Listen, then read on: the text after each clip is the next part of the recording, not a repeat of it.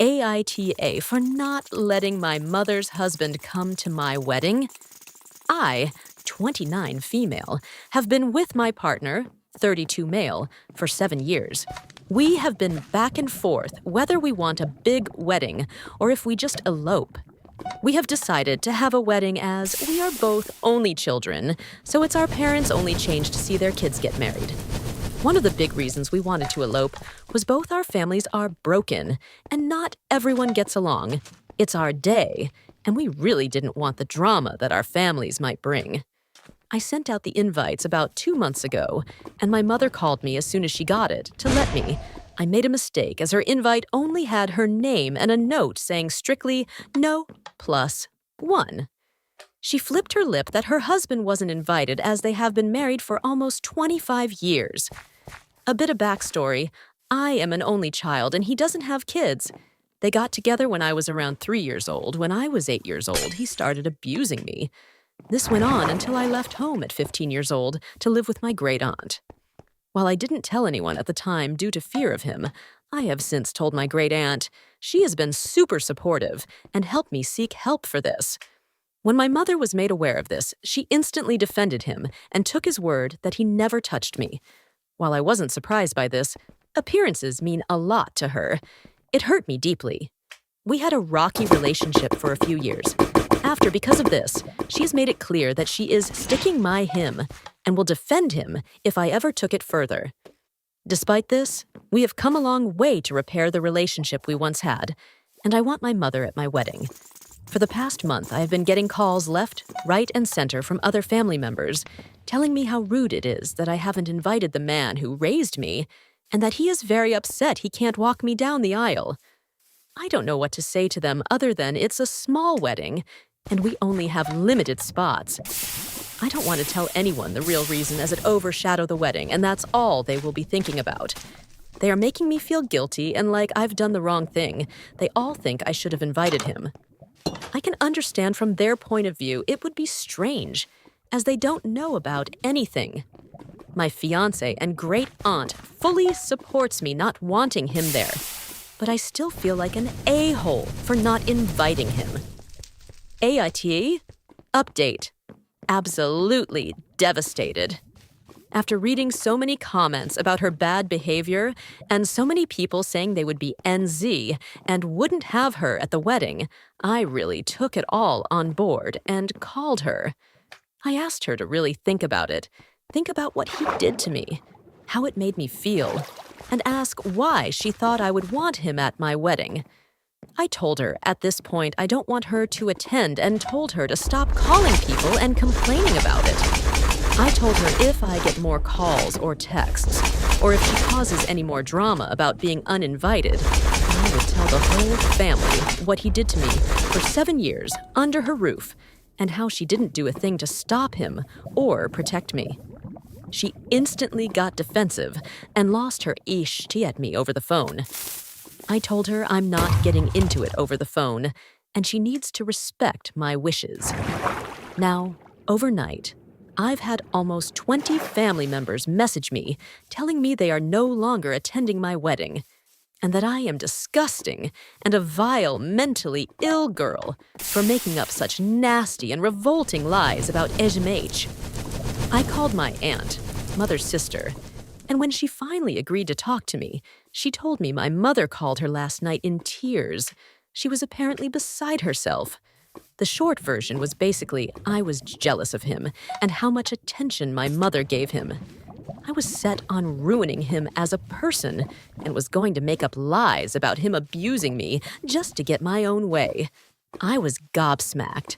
I literally sat on the phone in shock for a few minutes while she continued to tell me what my mother said. She apparently also told her the reason I left home so young was because I hated MH making me do my chores. She even told her that at 15, just before I left, that I tried to seduce him to persuade him into giving me a car, and he turned me down, which made me angry. That's why I left. I told my aunt that was simply not true. It was so far from the truth. I asked her to call and talk to my great aunt, and she can tell her what really happened. When I told her about the abuse, My aunt said she is now confused and doesn't know who to believe. I am gutted and completely embarrassed. If this is what she has told my aunt, what has she told everyone else? How do I face this? I feel like that vulnerable little girl all over again. My fiancé is a little overwhelmed with how everything is unfolding, but still been really supportive.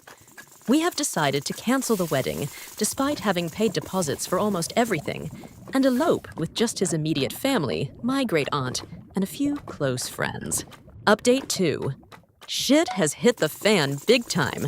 I've had a few family members reach out to me, and turns out he assaulted 2 of my older cousins before me, and 1 since. As awful as it sounds, and I know it sounds awful, and I don't meant it that way, but I'm glad I'm not alone. Now it's not just me trying to tell my family. Our experiences are all pretty similar. We were all too scared to come forward and say anything because he threatened to hurt us and our families. We all thought we were the only one. He always said we were his special one. I know how silly it sounds now, but as a kid living with it, you believe. And as you grow up, you hope he isn't hurt others. We are in the process of talking to everyone in the family to seeing if he hurt anyone else. Once the family heard about the other girls coming forward, everything became clear to them. They realized my mother was lying to protect him and have rallied around us all. They have all been so apologetic for believing my mother and not seeing it sooner. My MH, on the other hand, showed up at my house. I have no clue how he got my address as mother doesn't even have it. He was trying to threaten me into staying quiet and not go to the police. I obviously didn't answer the door and asked him to leave. I called my partner to come home quickly, and I also called the police. He broke into my house while I was on the phone to the dispatcher and started yelling at me, hitting me, and trying to choke me. Thankfully, help arrived within about 10 minutes, and the self-defense classes I've taken helped a little bit. As scary at it all was I feel like it's finally over. If that makes sense. He is being charged and still in lockup for break and enter and assault. The 4 of us girls all made statements about the abuse, and the police are opening an investigation. What a roller coaster this week has been. Honestly, I didn't think it was possible to feel everything I'm feeling. At the start of the week, we were having a wedding, and no one really knew about the abuse. To wedding canceled and everything thinking I'm making things up. To everything unfolding with MH and my cousins, and now we have decided to go ahead with the wedding, but change it to be more about us. And for us, not our families. Obviously, I know we still have a long road ahead of us, but for now, it's over. Time to focus on the wedding and the people who matter most. Thank you to everyone who has left comments and advice. It's been so appreciated, AITA, for causing my MIL to sell her new house. To start with some background, Mael lives in Arizona and bought a new house site unseen about an hour away from me, 31 female, and my husband, 37 male, in Idaho about a year and a half ago. After closing, she comes up from Arizona and is furious at the state of the house, which in all honesty isn't bad. It's mostly just cosmetic things. Clean up the yard, paint the walls, redo the stained flooring, etc. My husband and I are both very handy with remodels, and we offered to help. She calms down and agrees to stay. After a few weeks of making the hour drive out there, we've done a few things like removing carpet, trimming trees, cleaning the rooms from 10 years of dust buildup, and sanding the kitchen cabinets for painting. Looking back on this, she never actually thanked us for any of that help. It was more like she just expected it. She still didn't feel like the place was fit to live in, despite, again, just knowing it was only cosmetic work it needed. About a year ago, my father-in-law, divorced from mother-in-law and remarried to step-mother-in-law for 16 years, was diagnosed with ALS. Husband and I shift gears to start helping father-in-law and step-mother-in-law with a bunch of remodeling to accommodate a wheelchair. One of the things FIL asked us to help with was to build a she-shed for Step MIL. FIL passed about 3 months ago. It was incredibly hard on my husband and Step Meal as it was not an easy passing. During this time, we obviously had not worked on Mil's house, and she was back in Arizona finishing up her job before retiring anyways. She retired a couple weeks after Phil passed and came back up to stay with us for about 5 weeks. Again, not feeling like the new house was livable. Husband is tense during this time, really just kind of angry at everything, and Mil kept making negative comments about Phil and Step Mil, all of which I tried to shield my husband from as best I could. I was playing referee between them. Now in the last 3 months, we have been trying to finish up the she shed. Flooring, skylights, drywall, the works.